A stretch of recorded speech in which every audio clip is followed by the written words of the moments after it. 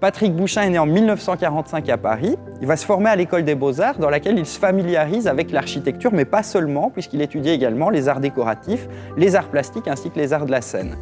Il se définit lui-même comme constructeur. Alors, au sein de l'agence Construire, qu'il fonde en 1986, il conçoit des lieux dédiés à la culture, à la créativité, comme par exemple le théâtre équestre Zingaro, entièrement construit en bois en 1989.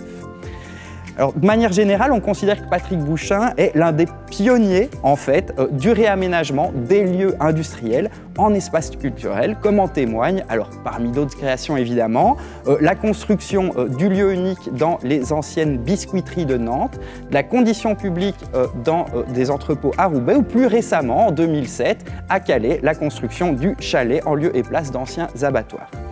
Alors, il y a plusieurs choses qui font la singularité et évidemment l'intérêt du travail de Patrick Bouchain. Premièrement, c'est que Patrick Bouchain considère en fait que tout espace est patrimoine. Plutôt que de détruire l'existant pour reconstruire du neuf, Patrick Bouchain cherche au contraire à réhabiliter les lieux dans lesquels il intervient, c'est-à-dire à les réparer. Cette démarche singulière l'a ainsi amené à intervenir sur de nombreux sites délaissés pour les rendre aux habitants. Deuxièmement, Patrick Bouchain intervient chaque fois sur ces lieux, non pas en adoptant la posture du savant qui sait mieux que les autres, mais en plaçant les usagers de ces lieux au cœur de sa construction. Donc, autrement dit, au lieu d'imposer ses idées, Patrick Bouchain travaille avec les habitants, il crée le cadre qui va leur permettre de s'approprier la construction, les habitants étant dès lors considérés comme des experts du territoire. Ce faisant, Patrick Bouchain redéfinit pour une part le métier d'architecte. L'architecte dispose de compétences spécifiques qu'il met au service de l'imagination collective. Donc, plus radicalement, troisièmement, Patrick Bouchain ne dessine pas tout à l'avance, ce qui rend possible, dans la construction, une attention à l'impensé, à l'inattendu, au hasard, plus largement à tous les déplacements, les écarts, les transformations suscitées par les regards et les perspectives des usagers. En somme, Patrick Bouchain développe une architecture à haute qualité humaine. En tant qu'architecte et urbaniste, Patrick Bouchain intervient le plus souvent dans un cadre extrêmement contraignant, souvent soumis au tandem décideur-politique-technicien. Partant de ces contraintes, il va essayer de tordre ce cadre, d'aller au-delà du programme et d'expérimenter de nouvelles manières de construire la ville collectivement.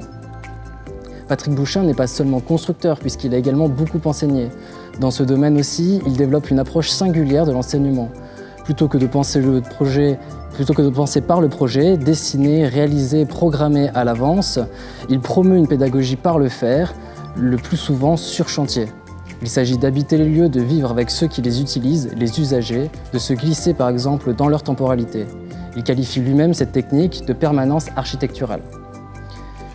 Par sa méthode, que d'aucuns qualifient aujourd'hui de méthode Bouchain, Patrick Bouchain est quelqu'un qui force à l'ouverture des frontières disciplinaires, en acceptant que l'on ne peut pas être expert dans tous les domaines, accepter notre incompétence, que nos compétences sont nécessairement limitées.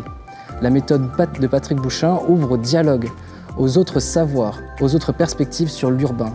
En un mot, Patrick Bouchain a introduit de l'indiscipline dans une pratique parfois un petit peu trop cadenassée. C'est précisément la raison pour laquelle la faculté l'a proposé comme docteur honoris causa. Patrick Bouchain a réinscrit les pratiques architecturales dans un territoire, dans des usages, dans une histoire qui fait de chacune de ces constructions une émanation de la vie du lieu.